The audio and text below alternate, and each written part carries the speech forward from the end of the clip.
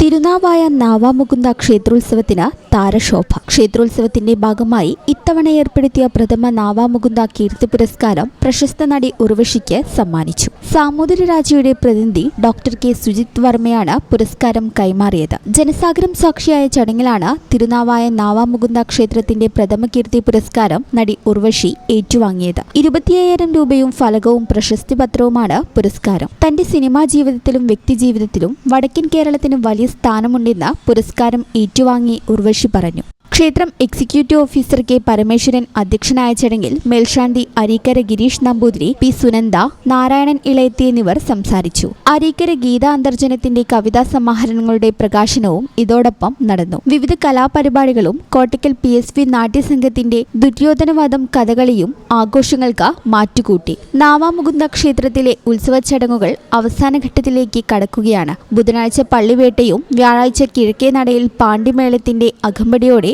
ആറാട്ടും നടക്കും. ഈ channel news Tirunavaya. നടക്കാവിൽ hospital building, Valanchery, Malappuram. Phone number 04942084 010 7034071111.